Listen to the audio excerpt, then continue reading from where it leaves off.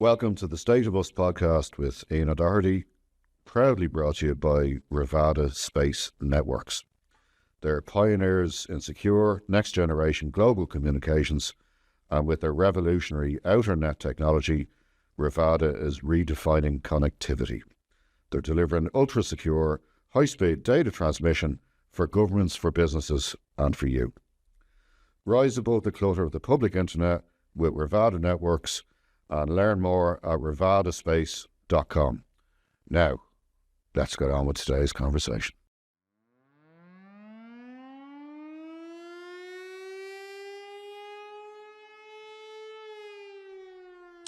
And welcome to this week's episode of The State of Us. And joining me for today's episode, we have none other than Alan Shatter, lawyer, TD, government minister, author, and all-round scourge of certain people in official Ireland. Welcome to the show, Alan. Thanks, Ian. So, tell me a bit about your background. I mean, you've been a very successful lawyer. Then you were a minister with two different portfolios. Mm-hmm. Minister for Justice and Minister for Defence. And then had a really weird segue where you went into sort of writing some comic novels, which, let's face it, nobody would have really expected that. Where did you get all these interests from? Give me a bit about your background. Well, the comedy became first, really. Well, my background is I was born in Dublin in an Irish Jewish family, went through primary, secondary school in Dublin, and ended up at Trinity College. When I went to Trinity, I really wasn't sure what I wanted to do. Would I do medicine? Would I do law? I was just about okay with grades on both, and did a year of philosophy, history, and English to just make my mind up, and ended up doing legal science, ended up becoming a lawyer. So, I mean, that was briefly the background. My family background was such that my dad was something of an armchair politician. He never got involved in Irish politics. He and Your parents were English, right? Yeah, both my parents were English. They met visiting relations in Ireland in the late 1940s and married, ended up staying here, and I ended up being born here. But I suppose from the age of about 6 or 7, I was very conscious that a lot of political conversation went on in my house, and my dad would have been always interested in social issues. And there was a sort of, if I could describe it as, he was a secular Jewish person who had a lot of the best principles of Judaism. He believed there was sort of an obligation to sort out things in the world when they weren't going right. He had a very keen sense of justice. There's particular Jewish phrases for that. And I suppose without realizing it, I absorbed a lot of that. And in my early days in Trinity, once I was in legal science, I found myself practically working as a volunteer lawyer in the early days of the Free Legal Advice Centre. So I ended up within about a year as a second-year law undergraduate running a legal advice centre in St. Agnes's Church in Crumlin Social Service Centre. And you saw all of the issues that needed to be addressed within deprived communities, the inadequacies of the law, the inadequacies of the social services. And I suppose it all started with that. But prior to that, I was growing up madly, an inveterate reader, but madly into sports. I loved soccer. I played soccer. I played schoolboy league soccer. I even did a trial for some representative under-16 Irish schoolboy league team at one stage. I was a runner. I enjoyed athletics. In the old days, nowadays it'd be the 400 meters and 800 meters. I used to do the half mile and the 440 yards as it was in those days. So I'd have been, in my late teens, I'd have been competing in the Morton Stadium. Oh, right. I would have participated in the Tulchin Games in Croke Park. I ran it for my school. I ran for Crusaders Athletic Club. And in my first year in Trinity, I'd got my athletic colours and trained with people like Noel Carroll and Derek McLean, who used to come in at lunchtime on the Trinity green patch and use it as an athletic field. So I was always madly into sports. I'm still love sports. And I suppose looking back, my one regret is that I became a little bit too serious at too young an age and stopped doing things I really loved that when you reach this age, you can't really do anymore. Yeah, because you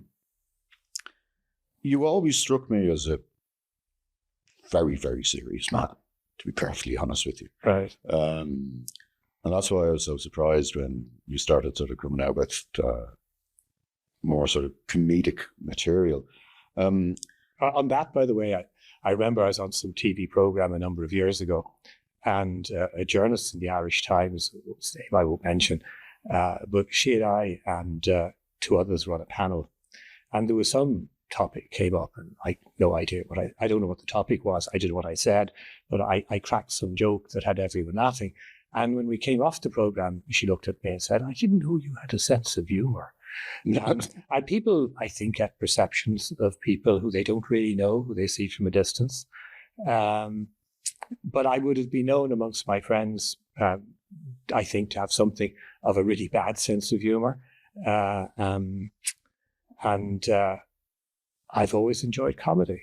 And a lot of the books I'd have read growing up, apart from the really serious stuff like The Rise and Fall of the Third Reich and Exodus and all of this stuff, would have been comedy. I love comedic writing.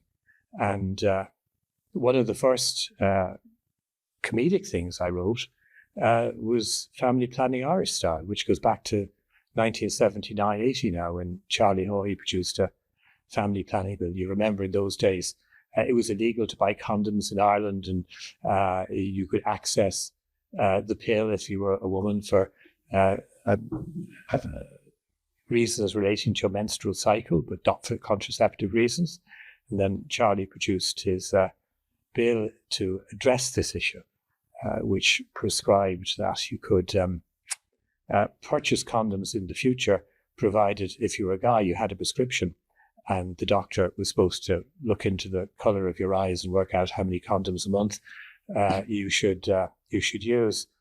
The Irish Times got on to me at that stage. The first edition of my family law book was out, so I was regarded as something of an expert in the family law area. The Irish Times asked me to write a serious article on this bill, and I sat down and said, "This is impossible. You can't take this seriously."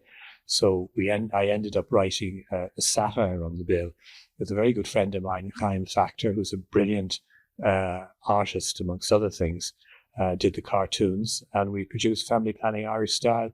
The whole book and the cartoons were written, completed, and we self-published in a period of literally 6 weeks.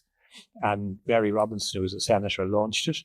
And within about 10 days, it was #1 in the book charts, which was absolutely astonishing and brilliant. We had to do a reprint, but it was comedy.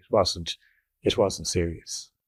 Was your very serious, one might say, verging on dour at times, Alan? Your demeanour, was that a mask? Was that a shield that you had to put up? Or was it just that when you were either Minister for Justice or Minister for Defence, it was just such a serious job with so much pressure? Though? Well, if you go back many years, I got elected to the Dáil in 1981. And a lot of people who knew me would have regarded me as having a sense of humour, not always a politically correct sense of humour. But when it came to issues I was dealing with, either as a lawyer or as a politician, I was dealing with a lot of very, very serious issues going back many years. And the only visibility the public had of you in those circumstances was when you ended up on some serious current affairs program on whatever the particular issue was the program was focused on, or you did a sort of a 30-second soundbite for some news broadcast. I have never, in all my years in public life, done a general interview like this, simply because no one's ever asked me to. I would have done extended interviews on topics of political controversy, but never really an interview about, what's this guy like, or what are his views and anything. So behind whatever the political perception of me was, I always had something of a sense of humour, and I've send myself up as much as I laugh at other things as well, because on occasions, I think if you take yourself too seriously, it's not really a good thing. And come here, tell me about your time as Minister for Justice. That ended up being a fairly rocky road, really, didn't it? I was in the Dáil from 81 to 2011 with, a one Dáil term gap when I lost my seat. So I was around for about 25 years, not having been a minister. My interest in politics was always about what you could achieve in addressing issues that mattered, where the state was failing people, where social services were failing people, where the law was grossly inadequate. And over the many years, I was effectively a backbencher. I'd have drafted and published a huge number of what they call private members' bills. And I was never interested in doing it for the headline of scoring the political point. It was always about, here's an issue that needs to be addressed. No one's dealing with it properly, or I might object to the way something was being dealt with. I can go back to 1983 when you had the pro-life amendment, which I, at the time, thought was complete nonsense and shouldn't be enacted and shouldn't be put in the Constitution. And myself and the late Monica Barnes in the Dáil voted against what the government was implementing. You went against the whip. And we went against the whip. And you can't do a comedic interview about that. I mean, this is serious stuff. When I produced a piece of legislation called the Judicial Separation Family Law Reform Bill in 1987, I did 2 years battle with the Haughey minority government to get that piece of legislation enacted. It was a transforming piece of legislation, which I knew would ultimately lay the foundations sometime in the future for a divorce referendum that would be successful. Again, you can't do a comedic interview about this stuff. So coming back to what you're asking me, I always wanted to be the Minister for Justice. I want to be the Minister for Justice for no reason other than as someone who worked insane hours. I mean, my day would start 5 in the morning, finish 9, 10, and sometimes 11 at night for 4 days a week. And I'd try and ensure Friday night I was home for Friday night dinner with the family. But invariably, I'd work at least an entire day at the weekend and sometimes most of the weekend. Why? Because I was effectively doing 2 jobs. I was a practicing lawyer. I was acting in the courts as an advocate in High Court and Supreme Court cases. I was the only solicitor who did that with regularity. It drove members of the bar round the bend. And a lot of the work I was doing gave me huge insights that you wouldn't have stuck in Leinster House into where things weren't working, what change you need. So I saw becoming Minister for Justice as an opportunity without having to haggle from a backbench position with whoever was in government to get stuff done. And despite all the controversies, my throat is giving out. Despite all the controversies, there was an amazingly huge amount of innovative legislation that either I initiated and enacted or initiated and got to a point where ultimately after my departure it got enacted. Much of it of huge importance. Again, none of it was comedic, if you So the interviews I'd have been doing as minister, whether it's Minister for Justice or Minister of Defence, at a time when the Troika was with us, at a time when I was trying to defend the strength of the defence forces so that they weren't completely eviscerated, at a time when we had to ensure we had the money to pay the Gardaí, because that was a big issue. This was a very, very serious job, but the perception at the time would have been the finances were such that all reform needs to be put on hold. And I reckoned I'd have only one opportunity to go at some of the reforms that I wanted to implement that I believed were in the public interest. They're in the interest of many people with difficulties in their lives. And we managed to run an enormous agenda on that. But in the middle of it all, an awful lot of nonsense happened, unfortunately. And I never completed the agenda that I hoped to complete. I'll never forget that time when the Troika turned up. And what I always thought was really telling was that, and for people who are a little bit younger watching this, I mean, There were genuine fears that the ATMs were going to be closed. There were genuine fears that the army was going to be on the street. There was a genuine fear that the country was collapsing in front of us. And what really summed up the gravity of the situation for me was that we were all in the newsroom and there was a press conference and some of the Troika were there and some of the Irish politicians, I think Brian and might have been there, whatever. And the Irish politicians were white in the face. And we've all gathered around TVs and the news around to watch whether it's 9/11 or bad budgets or anything like that. And then in typical journalist fashion, also would go across the pub and have a pint and debate about it and what's going on and stuff. The day of that press conference, everybody just picked up their jacket and went home silently. I've never seen fear like it. Well, I was in Leinster House at the time. The crash was inevitable once you had the collapse of the bank in the United States. And the collapse was inevitable because of the huge property bubble and the absolutely extraordinary stupidity and irresponsibility of... This goes back to the subprime mortgages. All of the banks who were throwing money at people like it was confetti. So I can't pretend I was a prophet that things were going to be as bad as they were. But I had absolutely at the time no doubt we were in a property bubble and we were heading into difficulty. But the level of difficulty and the level of borrowings the banks had irresponsibly allowed was extraordinary. And I think today the banks like to forget about this. And, I don't think we should always assume that banks behave in the public interest. They behave in the interest of what they perceive to be themselves, the competition they're engaged in, and how they can be as profitable as possible. But yeah, I was there on the inside. I saw it. You saw before your eyes the government disintegrate, and there was a need to provide. What would you have done better? Well, look, everyone can be a genius in the context of what went wrong. We all know now what went wrong.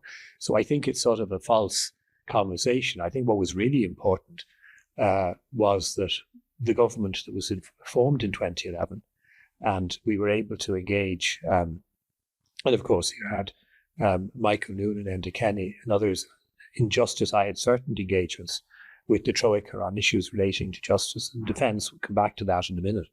But it was important you had a government willing to take decisions that were necessary and tough and politically controversial to get the country back on its feet. But it was also necessary to shout stop on occasions to the Troika, where there were things being sought that were quite clearly going to be damaging and were unacceptable. And for example, one of those was when two things, particularly in my brief area, that I remember vividly still, is when we got into government. There's some deal partially done by the outgoing Fianna Fáil government with the Troika to reduce the strength of the defence forces from 9,500 to 7,500, which would have, which I thought was disastrous, and we couldn't allow that for a whole range of reasons, including security reasons in this state. And there was also a wish to get the Gardaí down to 12,000. The Gardaí were about 13,500, 600 at that stage, and needed an increase. So I had to fight an enormous rearguard battle, and we stood up to the Troika on the defence forces and maintained a strength of 9,500. Indeed, because you have so many retirees each year, we were able to recruit throughout the period that Troika was here. We were able to recruit new people back in, additions into the defence forces. But that was a really important battle to fight at that time. And if you could fight it with integrity and coherence, it was something worth fighting. I look at where we are now, just to divert for a minute, and I appalled at what's happened to our defence forces. I mean, you had successive governments who have presided over the degradation of our defence forces. The public don't understand how it's happened, why it's happened. They're not interested. It's suddenly now being realised our defence forces are important. They have a role. They're under peopled. I don't think nowadays it's politically correct to say undermanned. They lack the resources they require. They used, really by whoever happens to be the Minister of Foreign Affairs, as decoration in the United Nations to get plaudits for Ireland. We have a dysfunctional Navy now that we have. It basically has one ship that it can put out with sailors, and the rest is all mothballed, despite 3 of the naval vessels being very modern, 2 of which I was responsible for ensuring were purchased during our difficult period.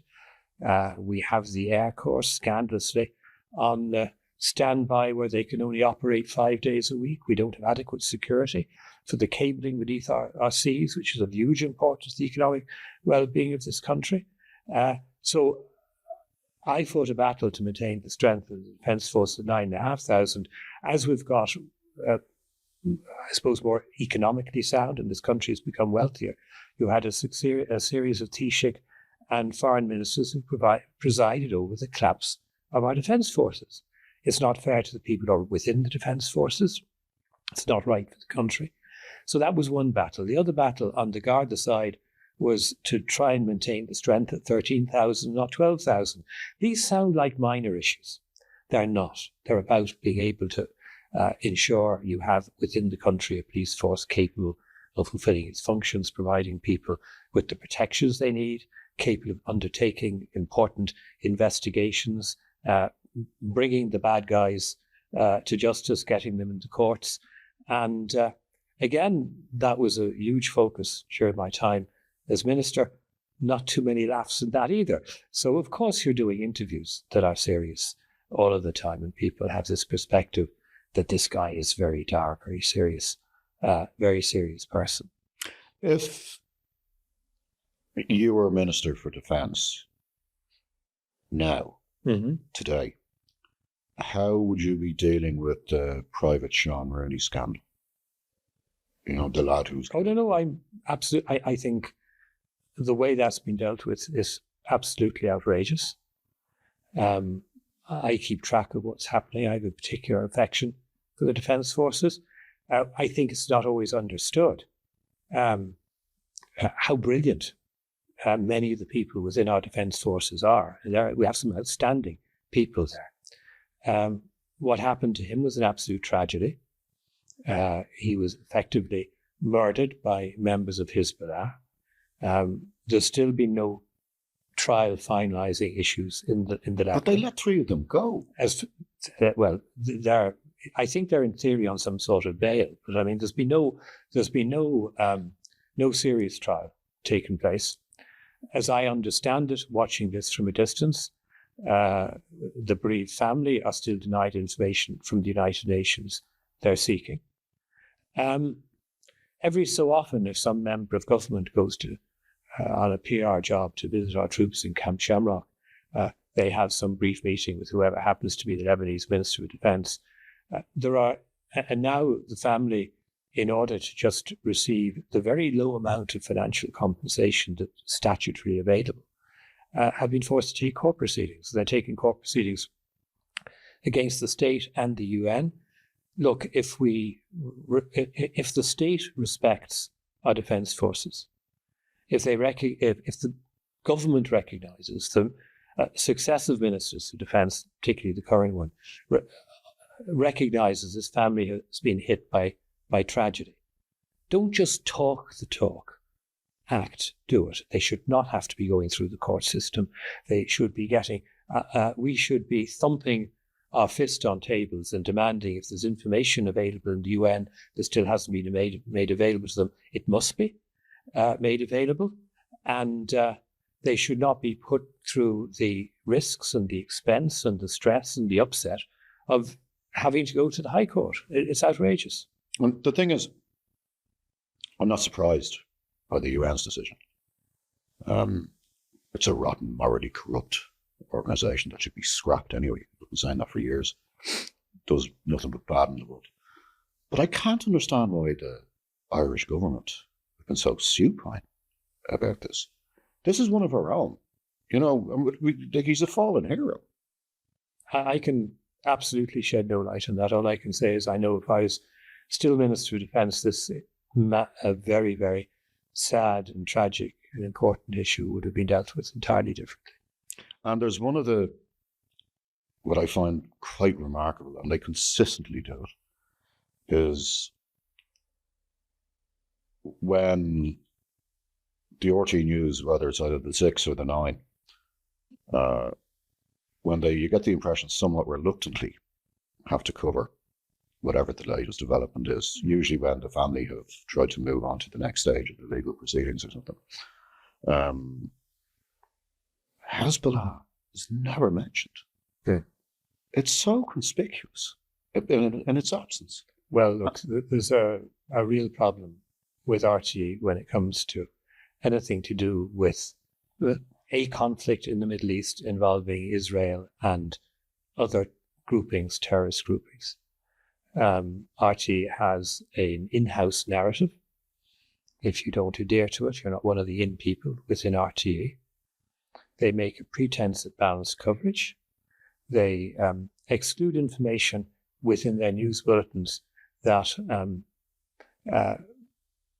is inconvenient to the narrative they want to portray. And there's been a myriad of instances of this. And yes, I've noticed when it comes to reporting issues relating to the late Private Rooney, that there's a mention that he was murdered in Lebanon. Hezbollah are rarely ever mentioned. But RT managed to go through about 18 months of conflict involving the state of Israel, rarely ever reporting the thousands of Hezbollah rockets until recently, indiscriminately targeting Israel. It was like this wasn't happening. They also managed to report the Israel-Hamas war, leaving out or excluding inconvenient fact. And just following the most recent weeks of RTE, usually if they're addressing issues in that war, the lead sentence into whatever evening news they're presenting on that issue starts off with the Hamas Health Authority's latest press release. So there's a real issue and a real problem. And I think, unfortunately, the manner in which RT has presented the conflict, this awful conflict, which I wish was over, but the manner in which it's presented, the emphasis in their reports, the inconvenient facts excluded, has contaminated public perspective on the complexity of the conflict and what's been happening. I think there's many good people across Ireland who believe that Israel has just been arbitrarily, for its own entertainment, bombing people in Gaza, which of course is the exact opposite of what's happening. Well, Alan, in fairness, surely you can understand why a lot of ordinary people who don't have an axe to grind, right? I'm not talking about the absolute cranks and the anti-Semites. Ordinary people who are just looking at the news. And their hearts are breaking at what they're seeing. You know, I mean, like the pictures that everyone is seeing are awful. What's happening is awful. This is a conflict that should never have happened. I mean, we're now talking repetitively every few nights, will we have a ceasefire? Will there not be a ceasefire? What arrangements will be put in place? Well, on the 6th of October, 2023, there was a ceasefire, which existed between Israel and Hamas going back to a previous conflict a couple of years earlier. It was Hamas who broke the ceasefire and committed appalling atrocities that are so appalling that the heroes on the flotilla who RT have been presenting to us for the last couple of nights wouldn't dare watch the movie of what occurred, which is simply taken from video footage. Hamas terrorists put themselves took, some of which they put out very proudly on social media. But the truth of this conflict, and it's lost on the Irish political establishment, it's lost in the RT's presentation. Frankly, it's lost in most of what we read in the media, is that, well, blindingly, obviously, had the event of October 7 not happened, there wouldn't be a conflict. But if we take it, the tragedy did happen. This conflict could have ended long, long ago if Hamas released the hostages. There are still 20 alive hostages and I believe 35 dead hostages held in the tunnels in Gaza. And we're now, I think, at 600 12 days, it's nearly 20 months since these people were taken hostage. We've seen their condition when presented in the macabre stagecrafts that Hamas engaged in when releasing some of them. They looked like concentration camp survivors. I don't know mentally, psychologically, how any of those released are going to ever lead normal life because of what they've been through. But if Hamas released the hostages, announced what the provos after 30 years announced, which is the war is over, agreed to the decommissioning of their arms, and left the stage so that there was a different group of Palestinians in governance in Gaza, this war would be over. If Hamas had released the hostages a long, long time ago, I suspect arrangements would be made for it to be over. But Hamas are basically a death cult. They've arranged events in a manner that ensures innocent Palestinian civilians are going to lose their lives. And they boast of it. And they boast of it. And more recently, you had leading Hamas spokespeople on videos, putting it out proudly on social media, telling the world that, they hope for more deaths because they're all martyrs and this benefits the cause. What you never hear about from the Irish political establishment, and what's never said in the criticism of Israel, and I'm not saying that there aren't issues on which Israel could be criticized. Israel doesn't get everything right. I wouldn't pretend the Israeli government got everything right. What do you think? But they get a lot more right than Hamas ever get right. Just let me make this point. You never hear Micheál Martin or Simon Harris criticizing Hamas for going to war without providing bomb shelters for the population in Gaza. You never hear them criticizing the fact or even acknowledging that there are hundreds of kilometers of Hamas tunnels that have been militarized, located beside, under mosques, hospitals, UN facilities, beside, under, and adjacent, and access through residential locations. And it seems that Hamas don't regard themselves as having any obligation of any nature towards the people they say they're representing to ensure they're safe. Now, in any other normal conflict, by now, the people who initiated the conflict, carried out atrocities, who had their leaders effectively taken out, would surrender. But this is a death cult. It's dedicated not to life, but to death. And it just sees Palestinian civilians as pawns. And the tragedy is that lives continue to be lost on the Palestinian side and also on the Israeli side in a conflict that should long ago have been over. Well, when you mentioned the Irish political classes, one indication, apart from a couple of others that I'll mention now in a second, but I was in the synagogue in Terranure for the memorial last October, and not one government representative turned up. Yeah. Not even an aide-de-camp from Higgins. Nothing. Absolute crickets.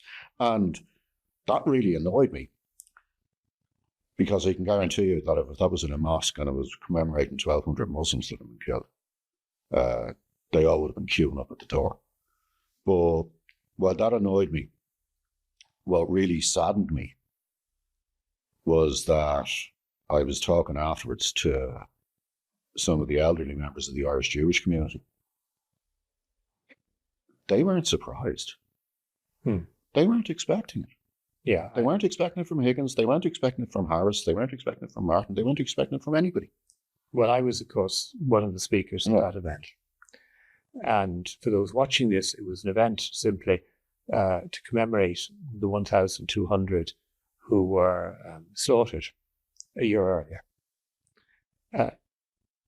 In normal times, with a normal government, politicians who had any sense of decency, any moral compass, you'd have expected representatives of the government to have been present at that event. But like other members of the Jewish community, I wasn't surprised they weren't, because Tragically and sadly, what's happened is that from within days of October 7th, whether it's Micheál Martin's Taoiseach, whether it's Simon Harris's Taoiseach, or they have switched around and Martin's Taoiseach, Harris's foreign minister, they have used this conflict to elevate their own personal profiles and to say whatever they think will generate applause from those marching on the streets. And they've engaged in a selective narrative. They've basically engaged in an orgy of demonizing the Israeli state.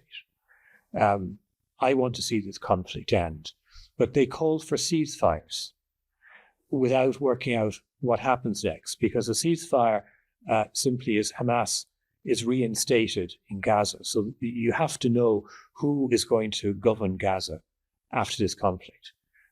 No Israeli prime minister, whether it's a right-wing prime minister, and there are personalities in the current Israeli government I'd have personally no time, any description for, whether it's a liberal government, no Israeli prime minister responsibly could agree to a conflict ending which ensured Hamas was reinstated in their governance of Gaza, and Hamas could again in the future repeat October 7th. No sane politician on the far right or the far left anywhere in Israel could do this. This isn't something the Irish government is interested in addressing. The behaviour of people who I know within Fine Gael, I find profoundly disappointing. I find Harris's behaviour, frankly, despicable. His first act upon becoming Taoiseach and leader of Fine Gael when the Fine Gael Ardèche took place back in the spring of 2024 was to cancel the attendance of the Israeli ambassador at the Fine Gael Ardèche. And then all the other parties followed suit and they excluded her. Now, in Ardèche, normally all the ambassadors from the different states are invited. So you had in Ireland that spring, just less than 6 months after the slaughter in Israel, a series or a succession of party conferences, Ardèche, at which in each the Iranian ambassador was an honoured guest, and from which the Israeli ambassador was excluded. And that's where we come to a very important point. All of these calls for ceasefires, all of this condemnation of Israel, the gloss over by the entire political establishment, whether you're talking about Sinn Féin and people before Profit and the rest, or Micheál Martin and Simon Harris trying to have contests with each other who'll get their bit in the paper, more extremely condemning the Israelis or competing with Mary Lou for coverage. The gloss is no one talks about Iran. No one talks about the fact that Iran are the sponsors and trainers of Hamas. No one talks about Iran being the sponsors and trainers of Hezbollah and the Houthis. No one actually in government criticizes Iran for regularly calling for the destruction of the Israeli state. They don't criticize Iran either for ensuring this conflict continues by hyping up the rhetoric whenever it suits them, and by painting members of Hamas, Hezbollah, whose lives are taken in the conflict, as martyrs and heroes. And what I find unfathomable in this country, as someone who was in government, at a time within my own party in Fine Gael, there was some sort of moral compass and sense of decency. What I find extraordinary is that in less than 12 months after the atrocities took place in Israel, an Irish embassy was reopened in Tehran. No fanfare or publicity. The embassy was closed in 2012, by the way. All of a sudden, quietly, we opened an embassy in Tehran. Iran has become a four-letter word. They will not criticize Iran. They won't reference Iran. And when Hezbollah was firing its rockets at Israel, nothing said about Iran providing the rockets. Nothing said about Iran providing the ballistic missiles to the Houthis. This country presents as some sort of neutral country. The only country they're not neutral about is Israel. But what I cannot understand, I know if I was foreign minister, or if I was Taoiseach, and this conflict was taking place, and I, in good faith, genuinely wanted it to end, one of the things I'd have done long ago is call in the Iranian ambassador, tell the Iranian ambassador how appalling it is that Iran is sponsoring, encouraging, and maintaining this conflict by its so-called axis of resistance. I would have regarded as high, if I was in cabinet, opening an Irish embassy in Tehran in September last, in these circumstances, extraordinary. It's beyond any comprehension, and it's never been adequately explained. There hasn't been, as far as I can see, and I've been following the debates in Leinster House, the multiple debates. I mean, the Israeli-Gaza conflict has dominated Leinster House, though I think for the government it's a useful distraction from their incompetence in a broad range of issues. But it's dominated Leinster House. Multiple debates. Not a single deputy on any side of the House ever considers, analyses the government's relationship with Iran, why it's been enhanced during this conflict, nor do they ever criticise Iran for maintaining, encouraging, sponsoring the terrorism that has created the conflict. And why do you think that is? Is it cynicism? Is it just plain old anti-Semitism? And I think visceral loathing for Israel. I think you're going to have to answer that question better than me, because I find it completely incomprehensible. If you'd have asked me 15 years ago, is there much anti-Semitism in Ireland? And I don't equate criticism of Israel per se as anti-Semitism, because it isn't per se. But certainly the narratives around today in criticising Israel go way beyond just a political critique. The unbalanced nature of them, the language used, significantly reflects what you might have heard in Germany in the 1930s. But I think we've come through a very sad phase. I think there was a dormant level of anti-Semitism in Ireland that has come to the surface, and it wasn't politically correct to express anti-Semitic views years gone by. And now it is not only politically correct, it's encouraged. And if you can use the word Zionist instead of Jew, you're really comfortable with it.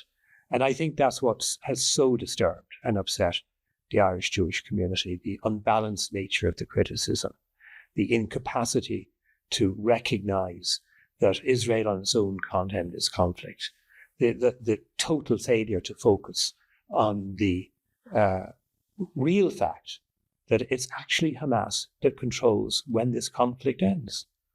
The longer they retain hostages, the longer they continue the conflict, the longer they remain dedicated to the total destruction of the Israeli state, the longer Iran advocates that, the more difficult it is to end the conflict. And the focus of government and the campaigning groups in Ireland is entirely wrong. If people who are marching on our streets genuinely were concerned about the well-being and lives of Palestinians, as opposed to just luxuriating in a hate of Israel, they would be marching to the Iranian embassy. They would be demanding that Iran tell its Hamas proxies to end the conflict. They'd be marching against Iran and Hamas and Hezbollah. They wouldn't be marching in our streets with Hamas flags and Hezbollah flags and flags from the Popular Front for the Liberation of Palestine, who also are playing a small role in all of this. But what they're actually doing is they're seen within the Middle East by the more moderate regimes as Iran's and Hamas's useful idiots. I'm not using that simply as a phrase to be abusive. This is what they're perceived at. They're being manipulated.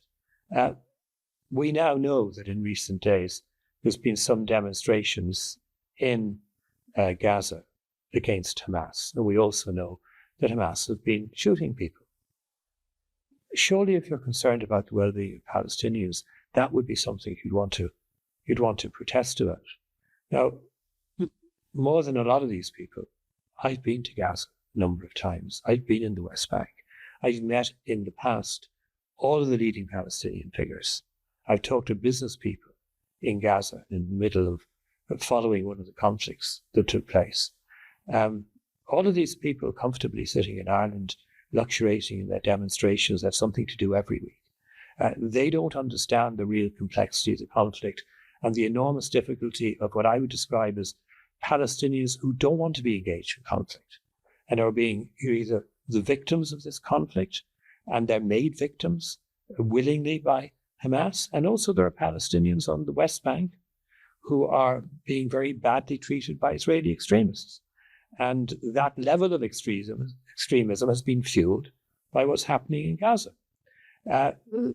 It's more complex than anyone seems to understand here, or than politicians ever present. And the tragedy is, this conflict really should have ended so long ago. Well, when you say that it's more complex than people understand, I'm sure you watched the leaders' debate back in November. Yeah, I tried not to vomit as I watched it. The only issue they could agree on, they're each competing with each other as to who could out-demonize the Israelis to the greatest extent. So we had 10 party leaders. And this being Ireland, one of them was the leader of a one-member party. What a country. And the only single issue that they agreed on was... But Ian, do you know what the tragedy is? We went through a peace process on this island. And a lot of lessons had to be learned. Lessons had to be learned in the Republic, they had to be learned in Northern Ireland. We had Sunningdale, and then we ultimately had the Good Friday Agreement. I think was it John Hume who turned at Sunningdale for slow learners. We had a lot of people losing their lives on this island, but nothing like the numbers who've lost their lives in this conflict. But we learned lessons. And even the Shinners, the IRA, learned lessons about how you bring a conflict to an end. You have to start getting into the head of your adversaries. You have to understand their fears and concerns. You have to work out how can they be addressed. How you want them to understand your fears and concerns.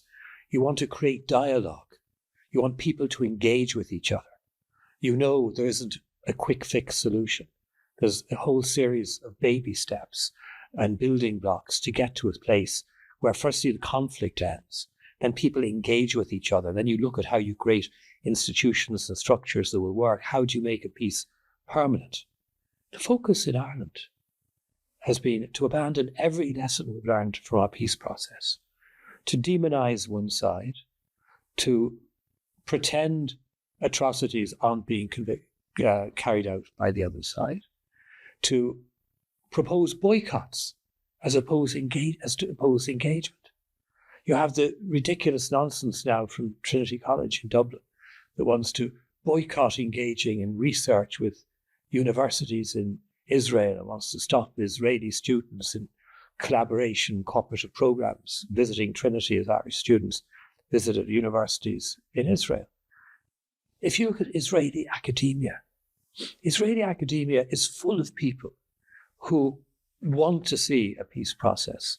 Many of them are resolutely opposed to the Netanyahu government. But what's happening in Ireland? They're campaigning for BDS, not just in the context of the West Bank, but in relation to Israel, simpliciter. So it's not about dialogue and engagement and encouraging people.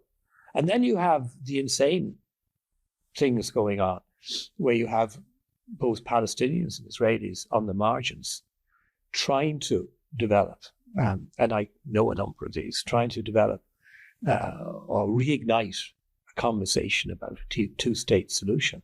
But the people on our streets in Ireland are marching to support Hamas and atrocities. And then we have a Taoiseach and a Tánaiste who talk about a two-state solution as if you can go off to a conference and magic it up in circumstances where the Hamas leadership basically wants to obliterate the Israeli state, are resolutely opposed. Well, Hamas don't want a two-state solution. No, they're resolutely opposed to a two-state solution. And because of the extent of the division that's occurred, the majority of Israelis are now opposed to it, and the majority of Palestinians are opposed to it. And instead of talking about building blocks and how we bring this conflict to an end and how do we get people talking to each other and how do we get over the enormous hurdles that have been created by this conflict, just let's popularly demonize the Israeli state and pretend it's all terribly simple, and we'll every so often we'll call for a two-state solution as if we could magic it up. Now, we've learned on this island, and here we are now, many years since the Good Friday Agreement, with institutions in Northern Ireland, how difficult it is to maintain those institutions, how minor issues can blow up into being major issues, how you have to keep on working to ensure there isn't a greater developed divide again in Northern Ireland between the different communities. How do you work to get people to work together, engage with each other? This is a continuing process, but everything that's happening in Ireland is about maintaining division. And a lot of it is about supporting individuals who want to eliminate the state of Israel. What I genuinely can't understand, and anybody who pays any attention to Irish politics will spend most of the time looking at stuff with a raised eyebrow. But for the last 18 months, senior Irish politicians, and the fish rots from the head down, from Michael D. Higgins, who's been an absolute disgrace, to particularly Simon Harris with the student union politics. All this, there's no benefit to Ireland from this. No, the bizarre thing is that it's all background noise. In the real world, this is political theatre designed for the Irish electorate and those marching on the streets, intended to try and get political supports, and to a degree they have succeeded in doing so in the European and general elections, local elections, and to not leave the pitch to Sinn Féin and People Before Profit. People Before Profit are, of course, minor players, but at this stage, Fine Gael and Fianna Fáil have just become Sinn Féin light on this particular topic. And the only area in which they're restrained is out of two issues. One, they're trying to ensure not to violate European Union laws. And Ireland will have the presidency of the European Union in July of next year. And it doesn't need, and they don't want to find themselves in trouble with the European Commission or the member states in what they do. And we might briefly come back to the so-called occupied territories bill on that. And the other is they're terrified of the Trump administration, and they're not sure how far they can go. And the only time there was a restraint of language, and I wouldn't say there was ever any appearance of balance, but just there was, how would I put it, modified hysteria from Simon Harris, who was obsessively attention-seeking on the issue, was between mid-January and mid-March, when they were very anxious to ensure the Taoiseach visited the White House and there wasn't some screw-up arising out of what they had to say about the conflict, which is a total variance with the American administration's policies. That all went terribly well, and they weren't pulled up for the narrative that's promoted in Ireland and for the one-sided critique. But since that event, it's been unleashed and the language has become more extreme. But in the end, it's irrelevant, because Ireland is contributing absolutely nothing of value of any description to the resolution of this conflict. All that's being created is a lot of TV time, a lot of print media, and a lot of background irrelevant noise. But unfortunately, the noise, because it's so tendacious and because it's so incendiary, is fueling anti-Semitism. And the government has been told this, the president has been told this, and they sail on regardless, and they corrupt what they've been told, because they have not been told that, as Michael D. Higgins pretends, that criticising Israel is anti-Semitic. Criticising Israel of itself is not anti-Semitic.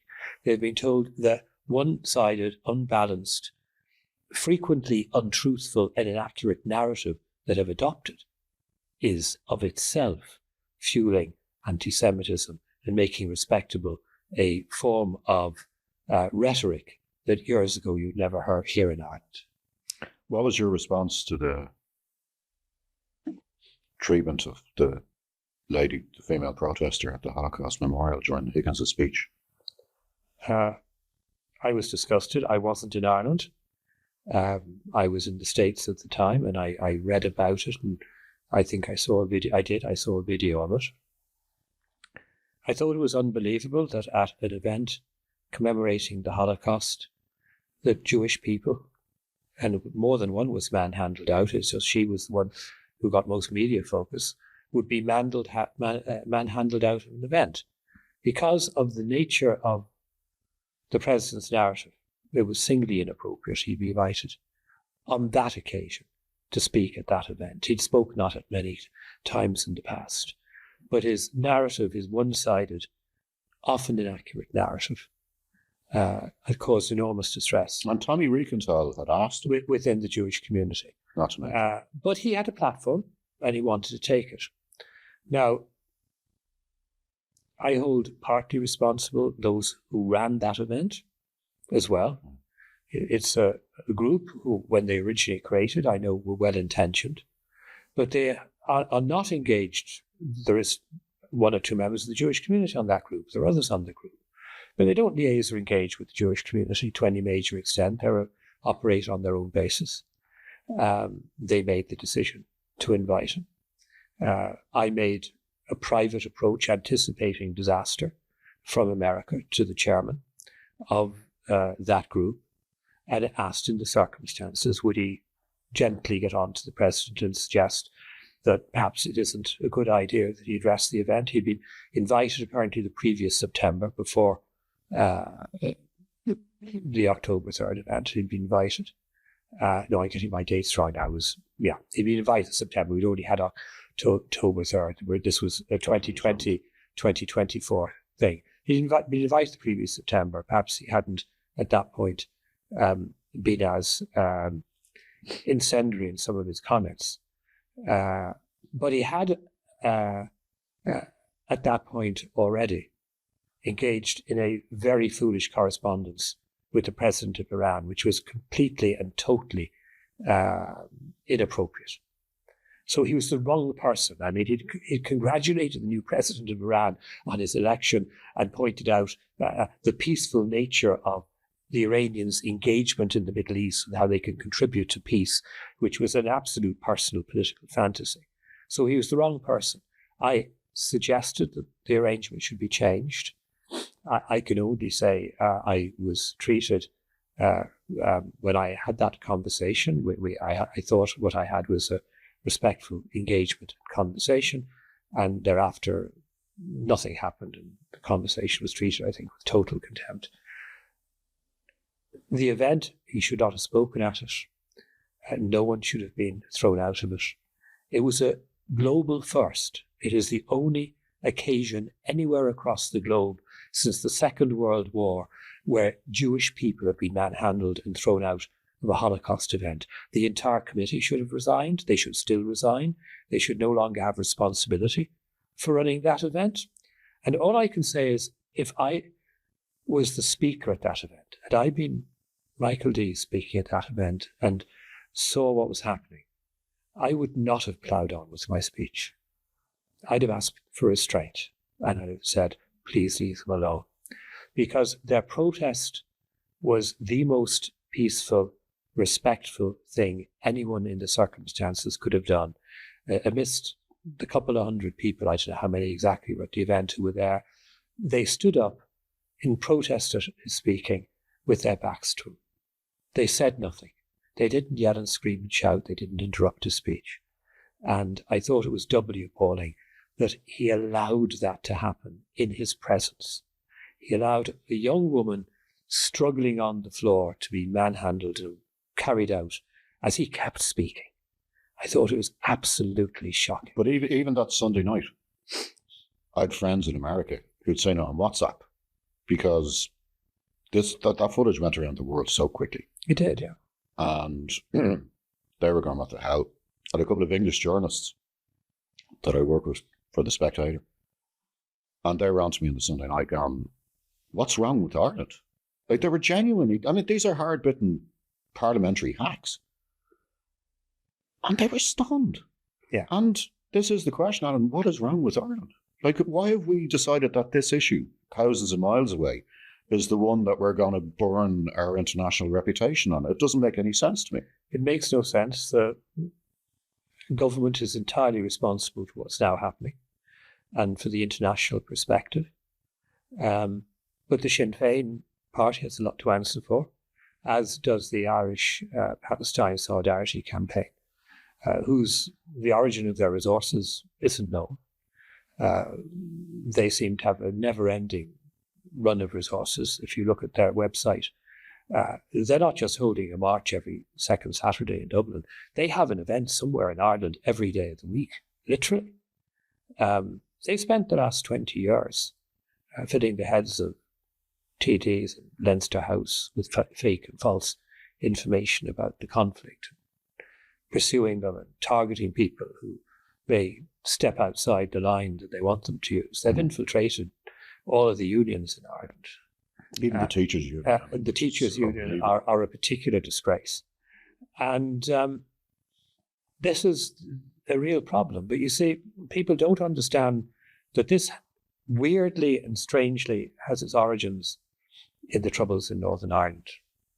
And it starts off back in the early days of the Troubles. If you were visiting Belfast and if you were in a nationalist area, you would see murals of Palestinian terrorists painted as heroes on the walls. And why? Because the provosts were trained by the Popular Front for the Liberation of Palestine to murder, kill, and bomb people. And they have a deep relationship. And within Ulster Unionism, the support is for Israel. So if you visited a Unionist part of Belfast, you'd see murals supportive of the IDF, the Israeli army. That remains the case to this day. And the IRA, through Sinn Féin, have brought their commitment initially to terrorism and to Palestinian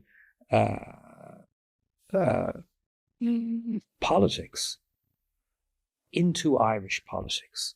And they've created in their heads the fake image that they couldn't throw the English out of Northern Ireland, but in their head, the Israelis are the English in the Middle East who they want to screw. And of course, the great irony was the Israelis had to fight with the English ultimately in 1946 and 47 to get them out of that region to establish an independent Israeli state. Right, I'm going to finish this up now because Matt, our producer, is going to kill me for running over time. So apologies, Matt. I'm very, very sorry. I just finished 2 quick questions. Give me quick answers. Do you feel safe as a Jew in Ireland? Would you recommend young Jews to leave Ireland? I think there are, within the small Jewish community in Ireland, it's very elderly. They're very settled in Ireland. There's a younger community, some of whom come from abroad and have come here to work in tech or pharmaceutical or whatever. I think a number of them find what's happening here very disturbing. I would have to say that in certain parts of Dublin now, I consciously look over my shoulder when I'm out and about. As you know, and you suffer the same fate, the cesspool of anti-Semitic targeting on social media that I receive, I always received some of that. Even before social media, I was targeted in that way. And I have learned to understand that some of what happened to me as Minister for Justice, I think, had something to do with that, with a level of anti-Semitism that I was unaware of at the time and maybe cheerfully oblivious to. But it's now all come to the surface. And I think there's a serious risk that in some years' time, and a lot of people in Ireland may today celebrate this, that Ireland will not have a Jewish community, that the narrative, the hostility, the lack of understanding will result in people concluding, not just for their own safety, but for their own family's sake, this country has ceased to have anything to offer and there's somewhere better to live. And final question, and this is genuinely a question I never in my life thought I would ever be asking with any degree of seriousness. Do you think Israel will still be there in 10 years' time? I do, yeah. Yeah, I do, because they've nowhere else to go. There's 10 million in the Israeli population now. 8 million are Jewish, 2 million are not Jewish. And it's the only democracy in the Middle East. And it's the only, and Israel internally has its own political problems. There's enormous political problems that it needs to internally address. I look forward to the day when Israel has a different government to the current government with an entirely different composition. But Jews wandered the world for many, many years and were driven out of many of the countries that they thought they were safe in. So 50% of the world's Jewish population now lives in Israel. And there's in total, about 16 million Jews across the world. There's still less than existed prior to World War II, and half of them live in Israel. It's going to be a bumpy road. It is a bumpy road. And I'd have to say there's absolutely nothing the Irish government is doing to make it less bumpy. And what they're doing is pouring oil on the flames. Well, listen, we're way out of time. I could stay here for another hour, but we can't. So all I'd like to say is, Alan Shatter, thank you so much for coming in. That was fascinating. And I really, really hope this will change some minds from some people, from some of the people. Well, and I hope people will learn something. Let's hope. I don't have a huge degree of optimism that it will, but there's still open minds and open hearts out there. You know, not everybody's on Twitter. Not everybody's a fanatic. Not everybody, you know, is an anti-Semite. Well, there are good people who come up to me quietly when I'm out shopping and say, you know, keep on doing what you're doing, saying what you're doing. We hate the way the Irish government is dealing with this. But the problem is you need good people to speak up, not just quietly talk to. True. Well, anyway, Alan, thanks. It was an honour and a pleasure. Thank you for coming in. Thanks, Ian.